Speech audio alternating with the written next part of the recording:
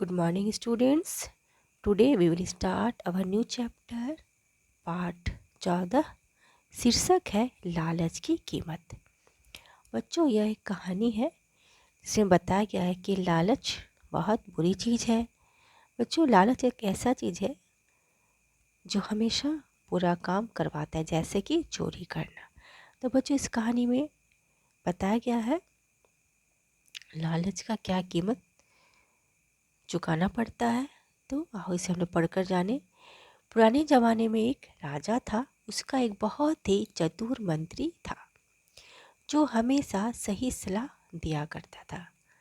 उसकी सेवा से खुश होकर राजा ने उसे गांव का मुखिया बना दिया और अब वही उस गांव से कर वसूल करता था। गांव वाले मुखिया का बहुत आदर करते थे।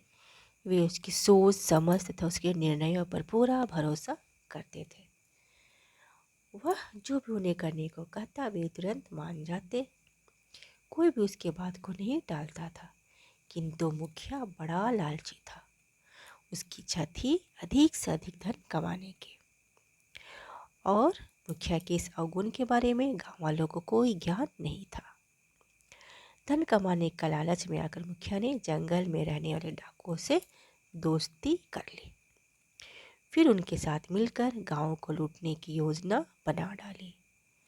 इस चित्र में देख रहे बच्चों, डाकुओं के साथ ये मुखिया मिला हुआ है। ये प्लान बना रहा है गांव को लूटने का।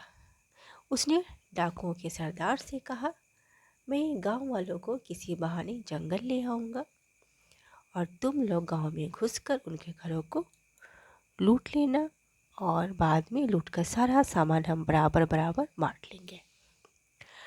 डाकुओं के सरदार ने उसकी बात मान ली और उस काम के लिए दिन निश्चित कर दिया। और उस दिन मुखिया ने गांव वालों को एक जगह पर इकट्ठा किया, मतलब जमा किया, और बोला, भाइयों, गांव में मनाए जाने वाले त्यौहार के लिए कुछ विशेष फल फूल व पत्तियां चुनकर लाना है।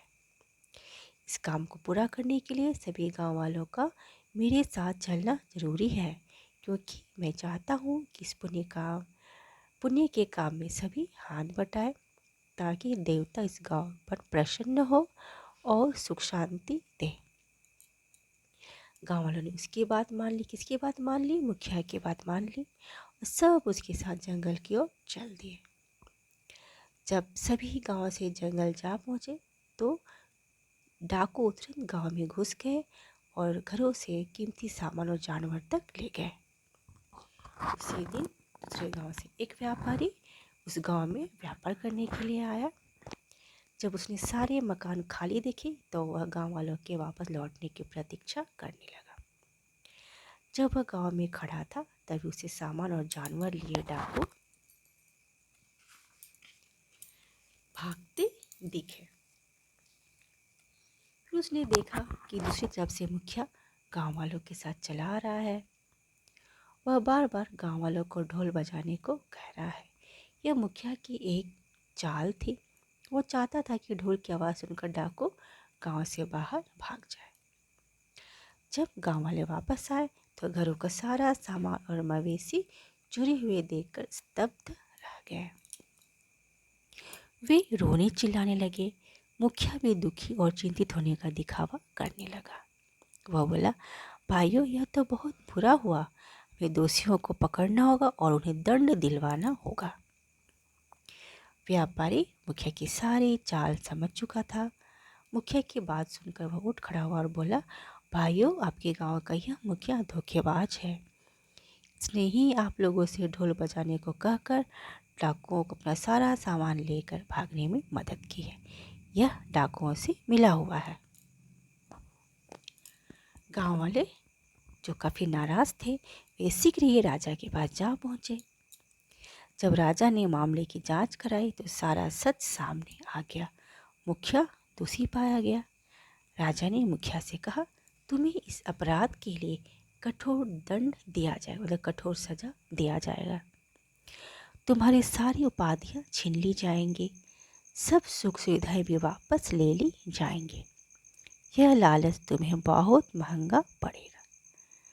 इसके बाद राजा ने मुखिया को आजीवन कारावास का दंड दिया और गांव वाले हर एक व्यक्ति का नुकसान पूरा करने के लिए सबको सोने के 100 सिक्के दिए।